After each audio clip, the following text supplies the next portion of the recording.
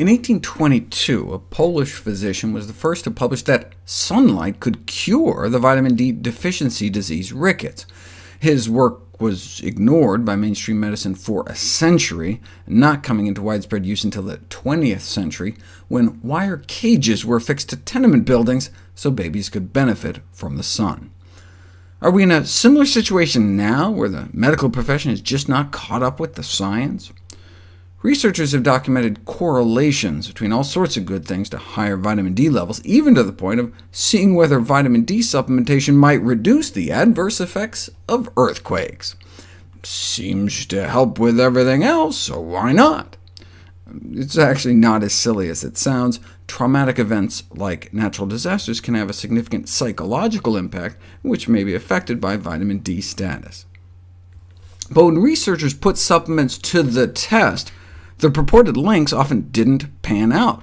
This lack of effect may exist in part because low vitamin D levels may just be a marker for things like aging, obesity, smoking, and inactivity. Or maybe low vitamin D didn't lead to disease, but maybe disease led to low vitamin D. Inflammation can drop D levels within the body. So just because low D levels and disease seem to be correlated doesn't mean that vitamin D deficiency is the cause. While the majority of observational studies may show a link, where you just measure vitamin D levels and disease rates, in only a handful of conditions have interventional studies proven vitamin D to be effective, where you give people D supplements or placebos and see what happens. But one of those conditions for which vitamin D supplements appear to genuinely work is helping to prevent mortality. 56 randomized clinical trials involving nearly 100,000 people between the ages of 18 and 107, mostly women, randomized to 4 years of vitamin D supplements or sugar pills, put all the studies together, and those given vitamin D supplements lived longer, also specifically lowering the risk of dying from cancer. Note this effect appeared limited to vitamin D3, though, the type derived from plants and animals, not D2, the type derived from yeast and mushrooms. How large an effect was it? It would take 150 people taking vitamin D supplements for 5 years to save one life. And so if we were talking about a drug, you'd have to weigh that against the cost and side effects of dosing so many people. But when we're talking about something as safe and cheap as vitamin D supplements, it seems like a bargain to me. Similar analysis pegged the benefit at 11% in terms of reduction of total mortality, which is pretty substantial, potentially offering a life extension benefit on par with exercise. Though, no, it does not seem to reduce the adverse effects of earthquakes. The only concern that was raised is that it may give people license to order an extra donut or something. I mean, we still have to eat healthy, right? Any longevity benefit from vitamin D would just be a small adjunct to a healthy lifestyle. But for those of us who want all the help they can get, the question then becomes, OK, how much should we take? Randomized controlled clinical trials have found that vitamin D supplements extend one's lifespan. What is the optimal dose? What blood levels associated with living longest? In my 9-part video series on vitamin D back in 2011, I noted that the relationship between vitamin D levels and mortality appeared to be a U-shaped curve, meaning low vitamin D levels were associated with increased mortality, but so were levels that were too high, with the apparent sweet spot around 75 or 80 nanomoles per liter, based on individual studies like this one. Why might higher D levels be associated with higher risk? Well, this was a population study, so you can't be sure which came first.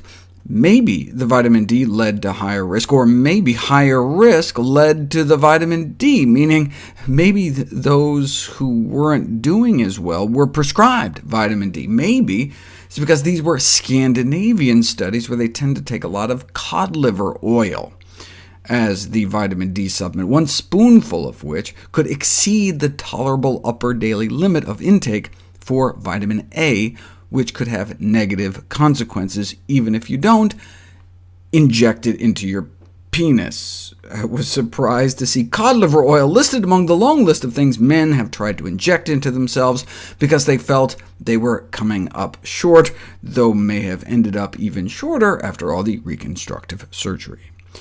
Anyways, the U-shaped curve is old data. An updated meta-analysis has shown that as population vitamin D levels go up, mortality appears to go down and stay down, which is good, because then we don't have to test to see if we're hitting just the right level. Routine testing of vitamin D levels is not recommended. Why? Well, it costs money, and in most people, levels come right up to where you want them with sufficient sun or supplementation, so they figure, what's the point? But also because the test is not very good.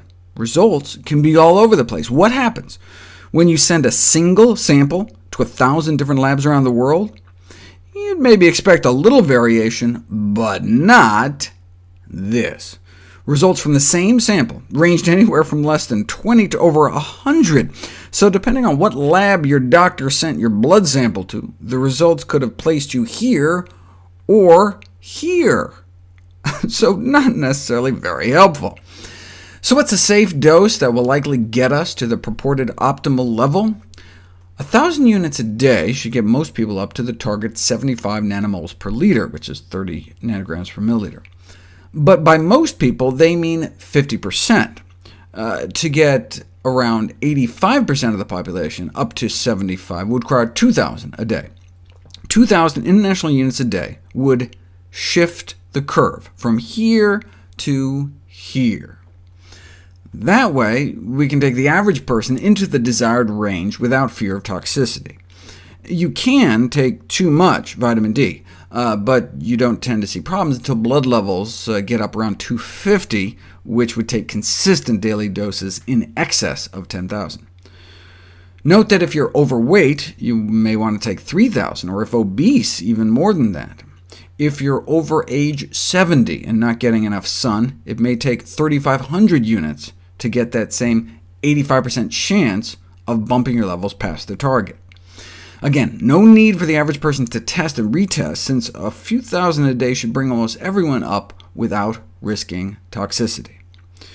OK, but then why did the Institute of Medicine set the recommended daily allowance at 600 to 800 units? In fact, official recommendations are all over the map, ranging from just 200 a day all the way up to 10,000 a day. I'll try to cut through the confusion next.